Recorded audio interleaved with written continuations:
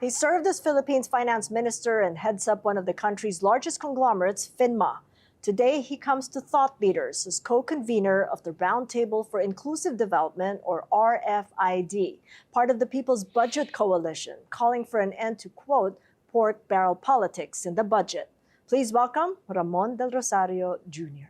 So good to see you again, Ramon. Good to see you, Welcome Catherine. back It's been to a the while. program. It's been a while. Happy to and be back. our condolences to Oscar Thank you. Hilado. Thank you very much. He was a very special person. He We has miss been. him, yeah. 60 family. years with FINMA. Has it been? Yeah, his whole career practically.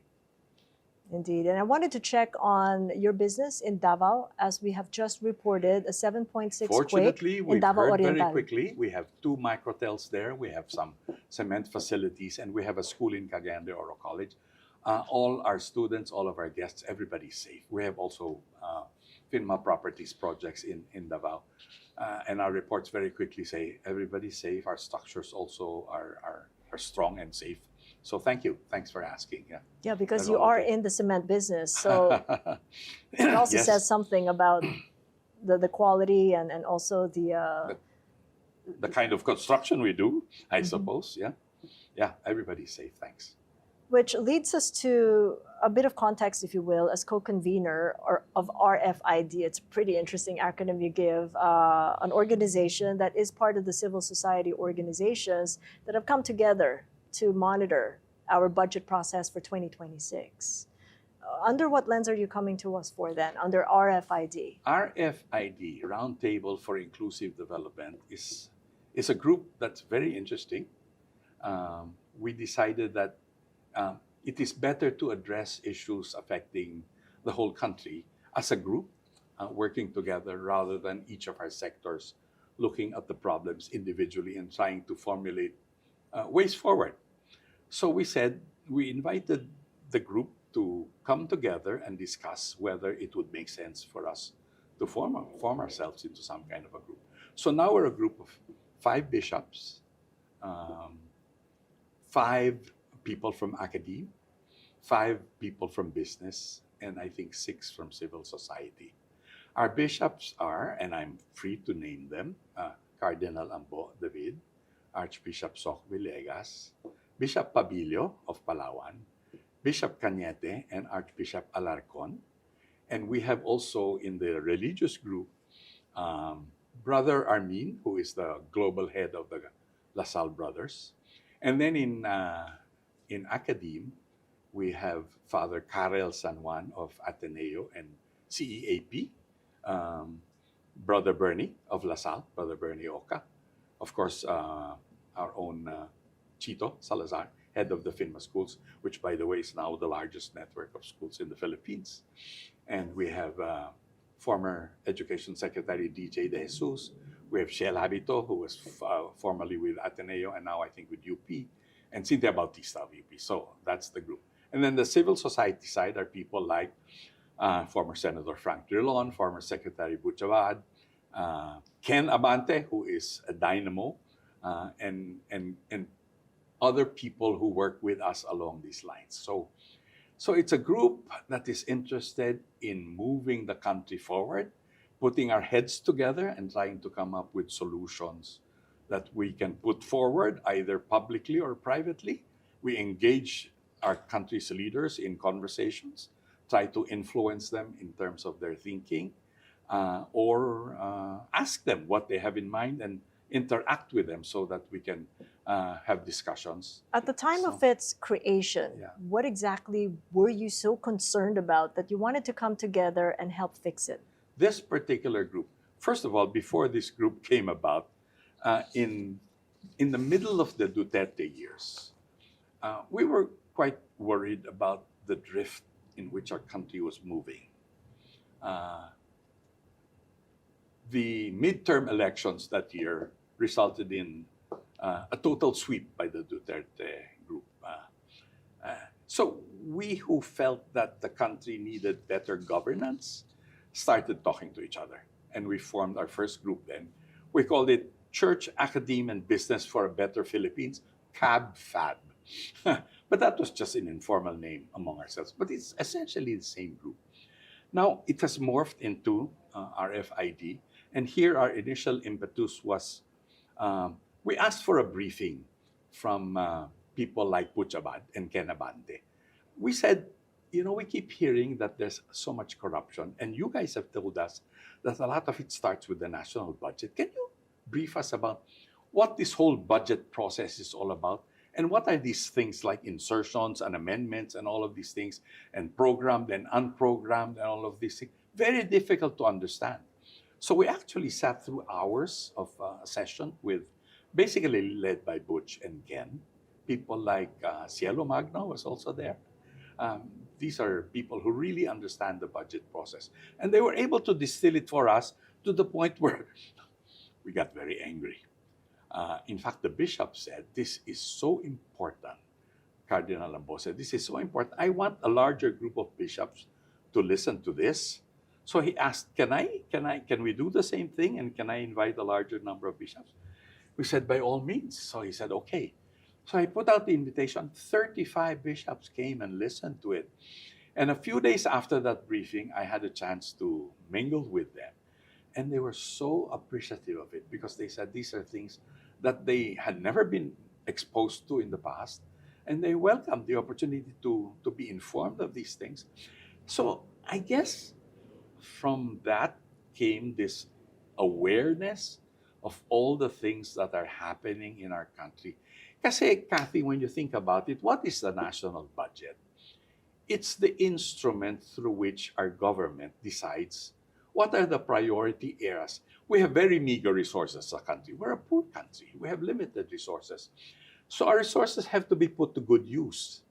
And that good use is defined by our national priorities in different fields, in health, in education, and national defense, international relations, everything. And that comes through the budget process. Our government, as you know, is organized by department. Each department is supposed to figure out what are the priority projects in their department. And this is a process that takes a whole year to do. Towards the middle of the year or towards the start of the year, they come together and put together all of their priority projects. It gets consolidated by DBM and gets presented to the cabinet and then to the president. And this is what the president, after they go through it and sort it out and vet it, this is what the president submits as the National Expenditure Program. But the essence of it is it reflects the national priorities. Given scarce resources, this is where we will spend our limited resources. So it's a very important document. And it's not a document that's put together very casually. It goes through a process of consultations, meetings with various groups, interest groups, from local governments to civil society to educational institutions. And remember, there's a whole range of things that need to be addressed. So when that's put together, it's a very important, serious document. So the first thing I guess I would point out is this is a document that the president and his cabinet should really be fighting to protect because it's reflective of where we want our country to go. So when we were briefed about the 2025 budget and the preceding years and how this thing was being mangled in various ways. First, what was identified as priority areas were being defunded or the funding for them were being reduced. Things like PhilHealth, education, and overseas assisted infrastructure projects, for example. These are very high priority vetted projects, etc. And these were defunded and shifted to projects that were more what? Pork barrel type projects, in essence. In the infrastructure side, it got shifted to things like flood control projects. Why flood control projects? Because they're the most difficult to monitor. If you say you dredged the river, how do you prove whether it got dredged or not? And it's scattered all over. So a lot of these flood control projects started coming up all over the place. And then on the social expenditure side, from what was called rules-based programs like the 4Ps, which is a sound program, it got shifted to things like Ayuda, where the process for accessing those programs starts with lining up for hours waiting for your mayor or for your local congressman to give you a letter of guarantee so that you can then go to your medical service provider or whatever to get the service that you are in fact entitled to. It shifts what is rules-based to a patronage-based system. Are you then saying that this didn't happen when you were finance minister in 1992-93? Totally different. So this is a new phenomenon. I think it was the insertions, totally different, or diversions. maybe it was happening, but the scale was nothing close to what is happening Talk to us now. about that scale. Well, what do you think triggered that? Greed. Greed and the ability to get away with it. More and more, it became a system where everybody was in on it. The way they did it was there was something for everyone. The congressmen and the senators would connive with the executive branch so that there was percentages given to everyone along the way, including the contractors. And that's the system that evolved. And because everyone was getting a share of it, everyone decided to be tight-lipped. And it just grew and grew and grew until it became the monster that it now is. And now everybody is saying, how did this happen? Well, it happened because people let it happen. I'm sorry to say, even the president, when he said, "MAHIYA naman kayo," that's a little strange for him to say because it was his budget to start with. And he should have been aware of what was going on with it. And he had the opportunity to veto a lot of these things. It should have been brought to his attention by the DBM and the different department secretaries whose budgets had been mangled, so that he could have acted on it at least with full information. If he did not have the information, then his department secretaries were not doing their job. Given what we do know now, what can he do? What can you do looking forward? In the first place, make sure that 2026 is in no way a repeat of 2025. For 2025, a lot of it has already gone out, but there are certain projects, I think the ICI and the new DPWH secretary has said, stop where you can stop. Let's review those projects. For example, flood control is not something that you do out of the blue. There are, I understand, and this is part of the briefing that Babe Singson gave us, there are 18 major river basins in our country. And you start with that. It's not just flood control, it's water management, water flow management. And you start with studies that tell you how these river basins should be managed. The flood control projects are just a part of these master plans. So they make sense and they need to be implemented properly because that's how you mitigate flooding and that's how you control to make sure water is available for irrigation in the dry months. That's the system that's been set up. And when you hear how these projects were originally intended, you think to yourself, my God, that makes so much sense. And if only we had done these things properly, our country would have been so much better off, both in terms of the productivity of our agriculture and our exposure to floods. Are you then saying it was intentional not to get to the River Basin Master Plan?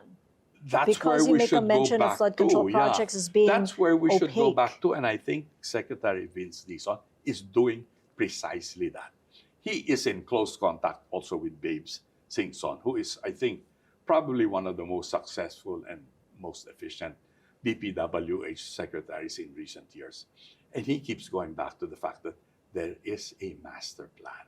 And we need to go back to that. We can't just set up projects willy-nilly and say, you know, there's a river, that's a canal, let's dredge it, and that's it. And you spend hundreds of millions of pesos. No, doesn't make sense. Has to be part of an integrated plan. But what I'm saying is, these plans are well conceived, and they're done by professionals. And there's a lot of good that's going on in our government. If only we allowed the work of these professionals to actually take place, our country would have moved forward already.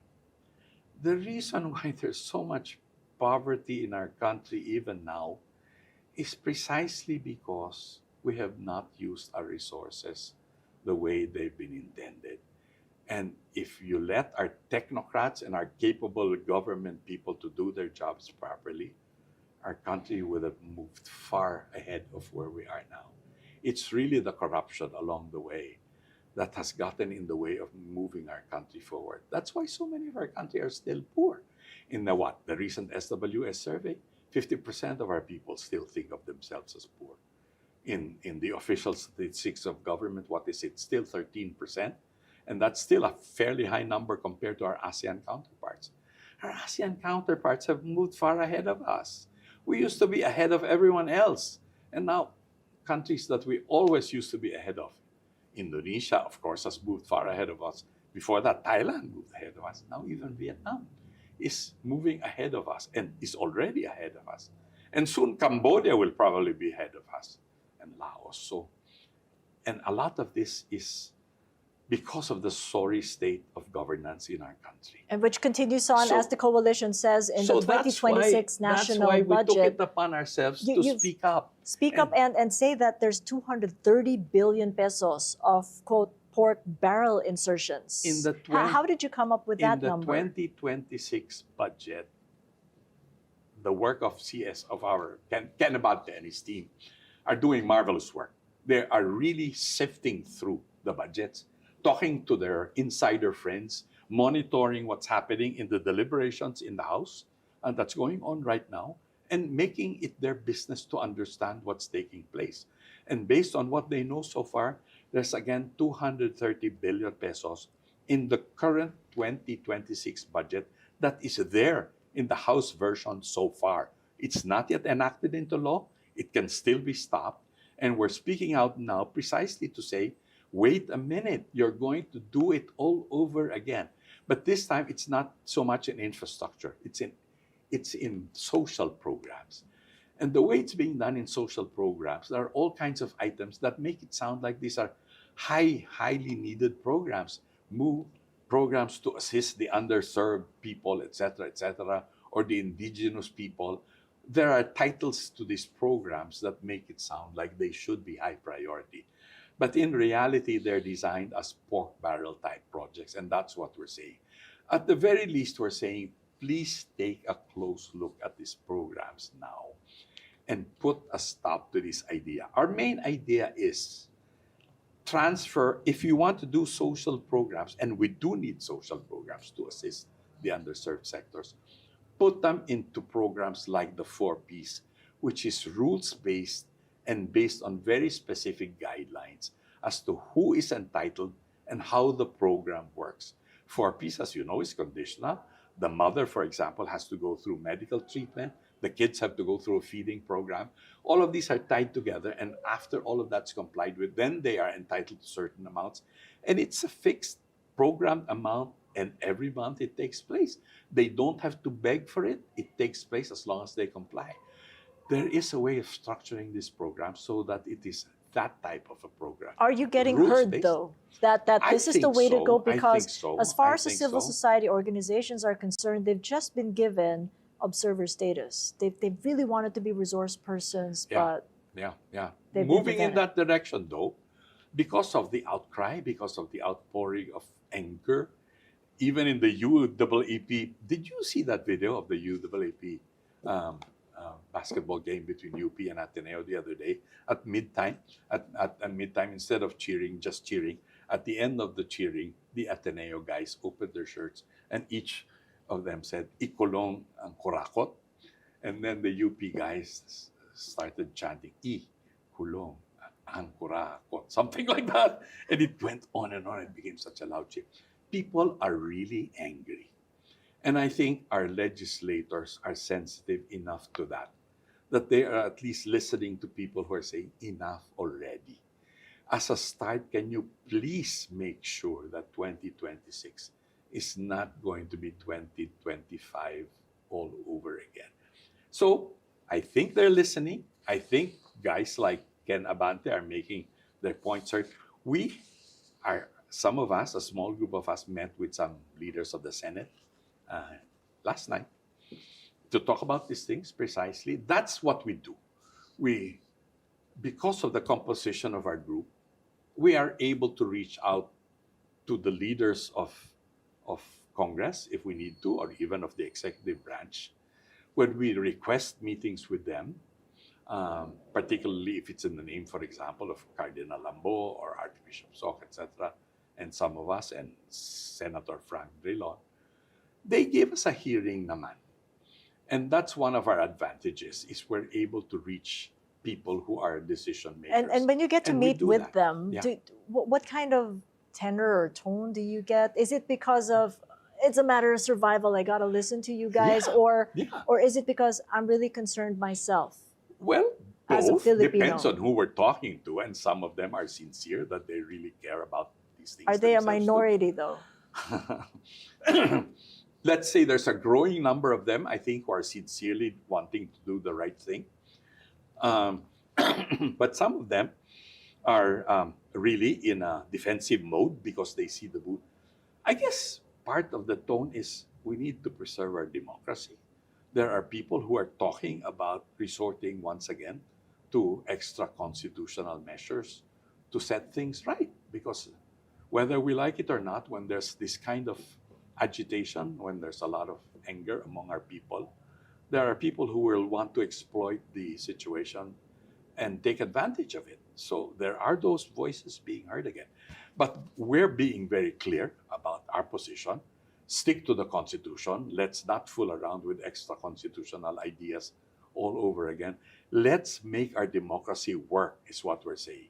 And to make it work, we start with 2026 budget. Let's not repeat 2025. The other thing we're pushing for is let's give this ICI more power to do what they're supposed to do. People need a certain measure of transparency, certain measure of accountability. They need to see that the wrongdoers are held to account for what they've done, and to bring out all the facts as much as possible. People are And right wanting the now- big fish. Are we ever going to get Absolutely, there? I am hoping for that, and we're saying you need to get it. How You can we cannot help get away. get that? You cannot. We've been saying you cannot get away with all of this and think that you can get it done by just going after district engineers. They're big fish. They're big enough fish, but I think you've got to go beyond that. You've got to go to legislators, very senior people. And they're saying, well, that's the direction. But we think that the main venue now for this is the ICI. I'm really counting on Babe Singson in the ICI, whom we know. And I understand this Ms. Fajardo is also very reputable and well known to many. We're hoping Justice Andy Reyes will do his job properly as well. So we're saying empower ICI, give it more powers. For example, they don't have subpoena powers. They don't have powers of declaring people in contempt and things like that. So if people don't listen to their invitations, they can't do anything about it. They have to have tenure of office so that they cannot be removed in case they start doing things that some powers are not happy with. Those They are need to have policy funding, challenges. things like that. Yeah. Policy challenges that can be changed, but what about patronage politics? Do you think that they might be constrained because of that system perpetuating the kind of abuse that's Well, the that's happened? patronage politics idea we're trying to address through the budget because it's embedded in the budget. That's how you stop it, is you create a budget that does not lend itself to the practice of patronage as the main means. And you do away with corruption-prone projects like flood control projects that are not part of a master plan, etc. So that's how we're trying to address that. But empowering the ICI is important because people are crying for accountability. And that's where you need legislation to support them. And we think there are, apparently the Senate President himself is the author of one of the bills to empower the ICI. Did you expect the people to go out there in the streets on the 53rd anniversary of martial rule on September 21st? A lot of people came out on September 21st, yeah. Did you expect that to happen? I think it will continue for as long as people are not happy. I think the anger is there very much. The sad thing is there are also people who are exploiting this thing. That's why it is important for those who have the powers to realize that there is a serious problem facing our country, that they cannot shrug their shoulders and say it will pass. we don't think it will. You really need to show serious intent to change things and reform things. So start with those two things. It's just two simple things. The 2026 budget must not be a repeat of 2025, and empower the ICI so that it can do its job well. Accountability and transparency are very important. Plus transparency in the budgeting process. True citizenship participation, both in the budgeting and in the monitoring of infrastructure projects, citizen participation. And it's very interesting. The church people are all agitated. Bishop Ambo, Cardinal Ambo was just telling us, they were invited to the ICI. And the whole purpose of that invitation was to ask them if they would be willing to do monitoring on the ground for projects, for infrastructure projects. You know how many bishops turned up? 54 bishops turned up for that meeting. They are really excited to do it. Not only, of course, the bishops themselves, but their communities mobilizing churches. And I said, let's do that, and let's mobilize schools, the kids in schools, the engineering students, the accounting students, all of these kids can get involved. So all of these parties coming together as active citizens interested in putting things right, I think altogether, hopefully, will make the difference we're looking for. No concern That's what about the this is all separation of church and state in a conversation as governance. We're all Filipinos at the end of the day. And I think the church people themselves are very insistent that just because they are church people does not mean they're no longer Filipino citizens. They have a right to be involved. And they are now insisting on being involved because they see how things have gone bad and they want to help set things straight. Picking up on true citizenship, as you mentioned it as a phrase, what then are you seeing as a contribution? You are in the field of education, and that's your core business within FINMA. What are the efforts now at FINMA to guide and lead?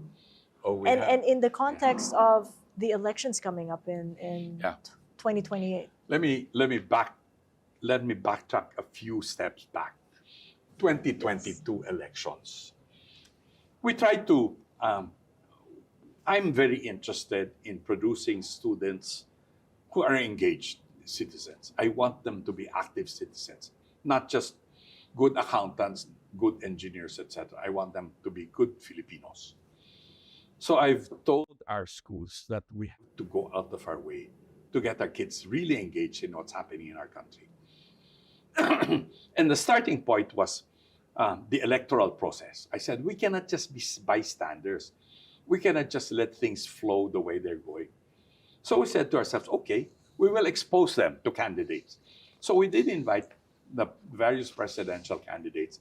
But you know naman my bias in terms of the presidential candidates. So we exposed them to, of course, VP Lenny and Kiko Pangilinan and people like that in our schools.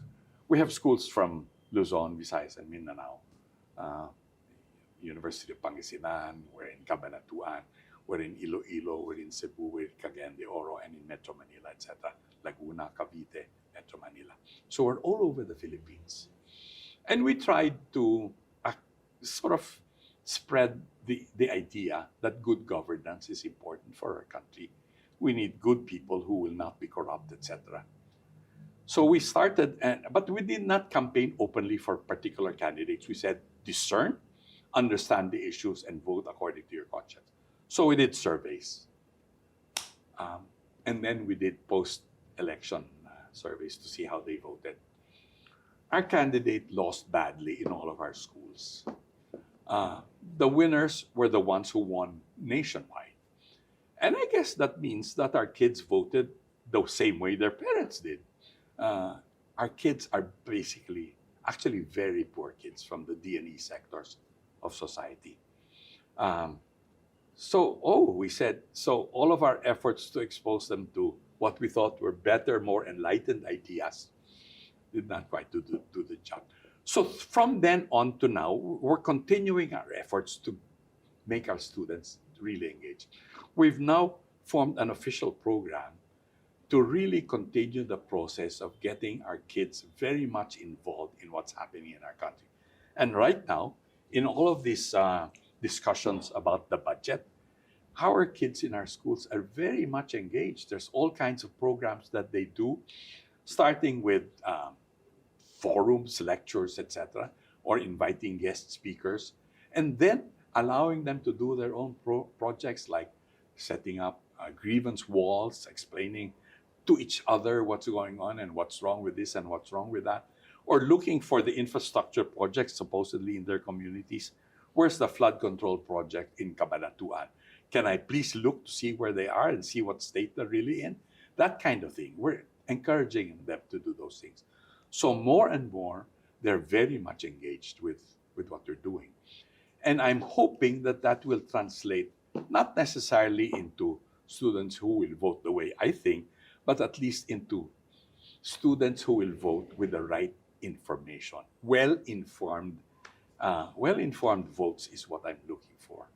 And I think we're in the right direction. Our kids are responding very well. They're very excited with these initiatives we're doing. Some of our discussion projects, for example, we do it in all of our schools, across all of our schools, all over the Philippines, at the same hour, so that when they break up and start communicating with each other, both physically and by social media, they're talking about the same thing, and they're discussing this thing that they just talked about in the classes. And it's very exciting to see how engaged they are in all of these types of conversations. So we're trying our best, and I guess the objective there is informed citizenry and engaged citizens, and hopefully better educated and better informed electorate so that they will vote better, at least with clear minds about what they want for their country. As far as perceptions are concerned, it's really a culture of bribery that one would like to demolish. I was just looking at the World Value Survey. It's the seventh wave. Yeah. This was published by the Straits Times just Okay. last September 25th. And it said only 3 in 10 Filipinos believe bribery is never justifiable. So that makes the Philippines one of the most tolerant countries toward bribery in Asia, compared to the likes of the Japanese, Indonesian, Much, Thai, much fewer. Singaporeans, much fewer, because outright rejection Yeah. of bribery is nearly universal. Isn't that sad? That it's become part of our culture, that it's a way of life, that it's something you can't do anything about. You shrug your shoulder and say, that's the way it is. But that's not the way it needs to be. That's not the way it is moving forward. I go back to what we were talking about earlier. The reason we are poor as a country is because so much of our resources go to waste. If you look at our poverty index, it looks like it's gone down from the mid-20s long ago. We're now to about 15% or so, which looks like progress. But progress is deceiving because when you look at these numbers, it's GDP divided by population, di ba? And so on a per capita basis, you've grown and your per capita income has gone above the minimum you need for sustainability. But the problem is the income in our country is not well distributed. All of that growth in our economy has gone to a few people. The few rich people who have amassed unconscionable wealth are lording it over the millions of people who continue to be very poor. And that's why this is so infuriating when you see the magnitude of corruption taking place and people benefiting from this corruption, displaying it on television, in lifestyle programs, and people admiring them for what they are and what they do. That's a terrible statement against, I guess, our society and what we hold up as values we esteem. I think we've got to wake up as a people and say, we deserve better than this. And we start, again, we're focused on the national budget because that's where our resources allocation starts. And if we don't do that properly, we will continue wasting the limited resources that we have. In the meantime, That's why it's so important for people to understand what's going on. Yeah? what they understand is deserve better, we should. So some lawmakers out there are asking for tax holidays, maybe as a form of relief, or maybe as a form of support, stimulus. What do you make of it as former finance minister? Well, first of all, it's very costly to the economy as a whole. Rather than tax holiday, how about corruption holiday? How about how about a holiday against all of these things that they're doing, all of this patronage politics? How about that? I mean, gosh, there's so much they can do to set things right if only they would set their mind to it. Just control their greed. For a start, how about a 12% VAT cut to 10%?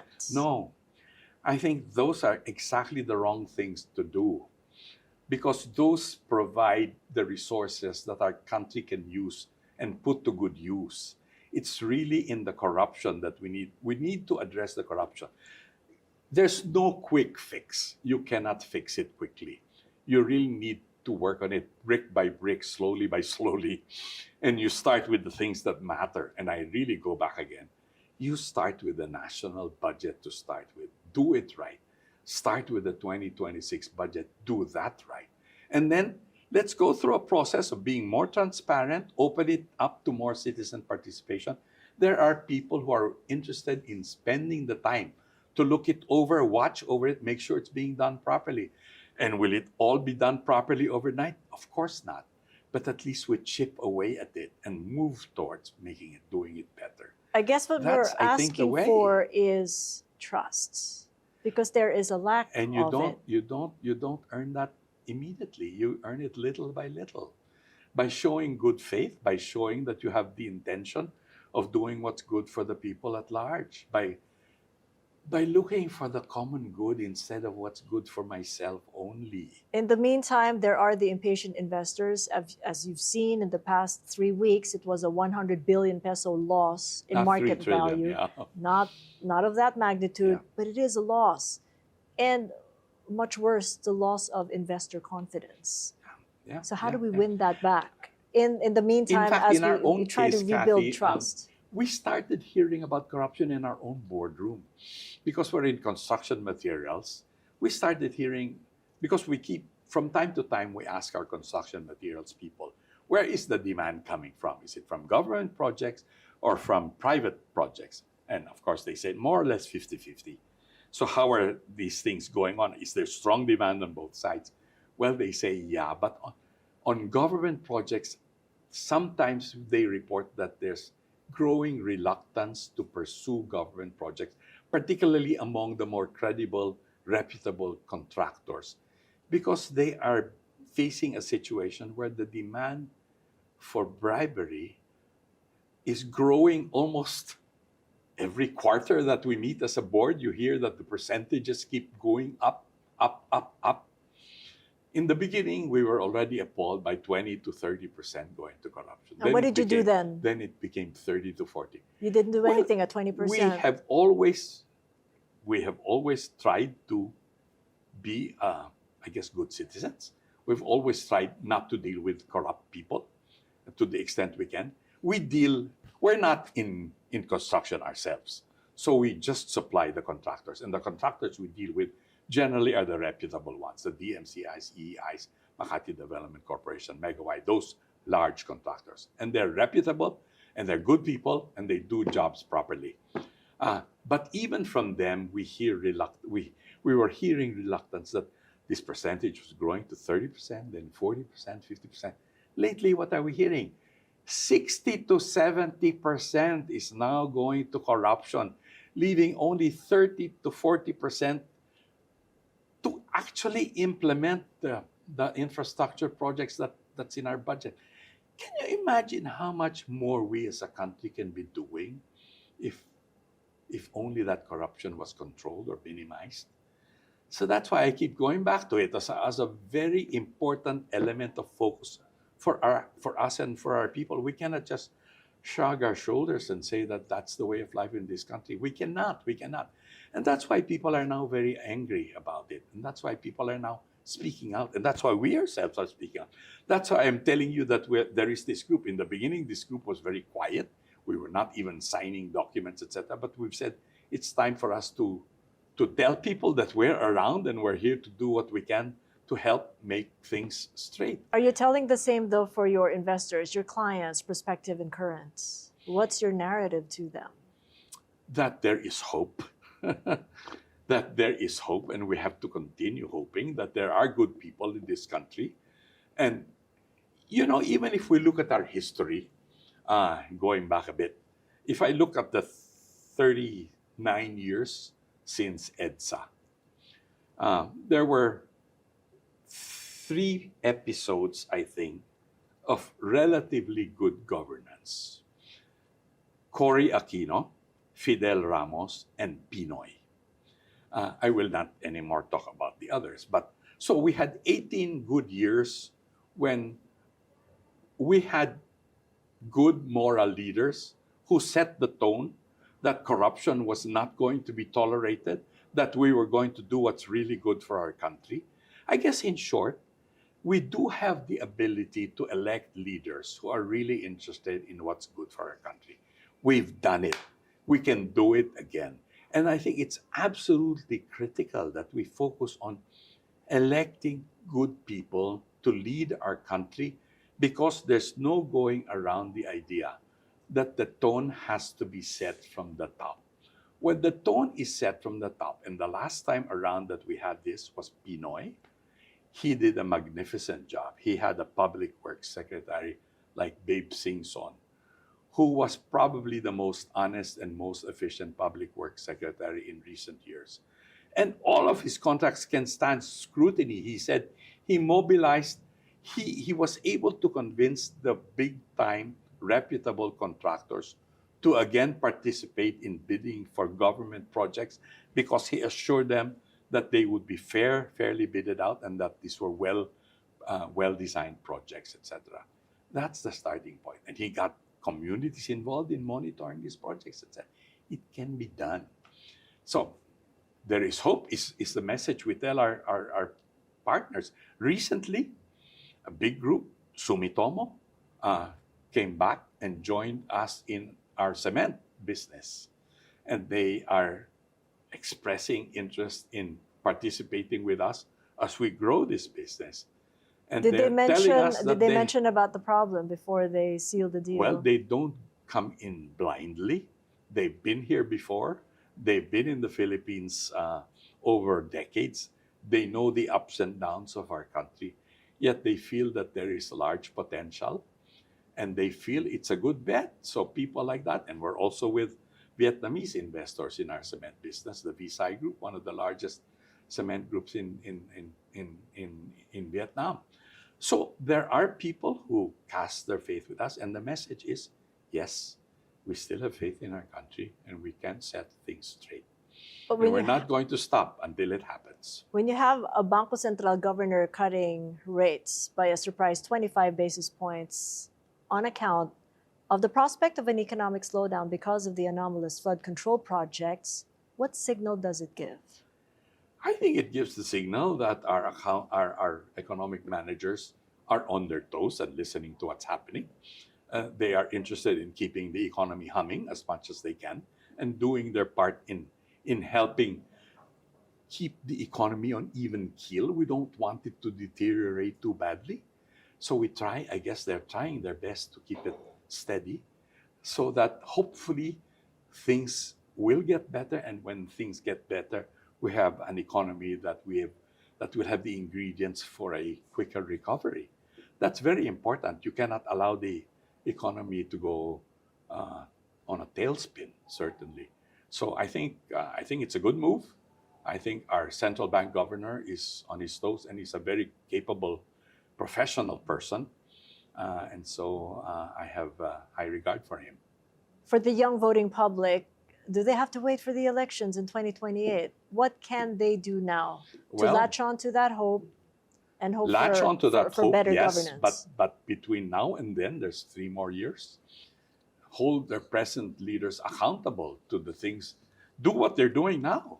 Complain about now that there's huge awareness about corruption. Keep talking about it, and keep complaining about it, and keep demanding better from their leaders. And back again, 2026 budget, start with that. Whatever we can all do to make sure that that's done right, let's do what we can to set it right. And then again, support the ICI. I think that's a very important element. I think they're doing what they can, but they need to be empowered properly.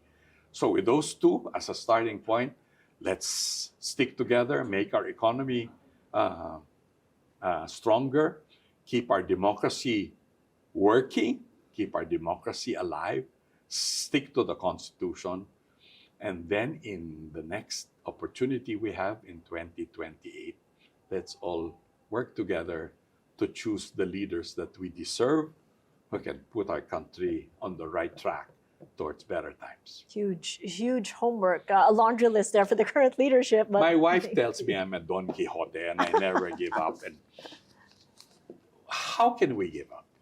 This is the only country we have, and there's reason to be optimistic, I think. And so we put our mouth where our money is. We put our money where our mouth is. We bet very heavily. Our education business is all about believing in the future and arming our kids so that they will have a brighter future. So I'm very consistent about it. Even I told you briefly, in De La Salle, we set up something called the FINMA De La Salle College Center for Business and Society.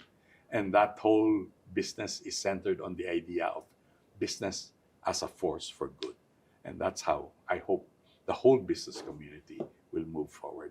Okay, we'll leave it there for the silver lining, as we want to end this on a good note. Thank you so much, Ramon. Thank you very much, Kathy. As you can tell, I'm difficult to stop talking because I talk about things that matter a lot to me. That's why you're Thank you very long much. Conversations. Pleasure. Thank you. Thank you. Catch us again next Thursday at 9 p.m. Philippine Standard Time on One News. You can also check out the long conversation on YouTube, Spotify, Apple Podcasts, and Google Podcasts. If you haven't done so, like or follow my social media pages. I'm Kathy Yang, and this is Thought Leaders.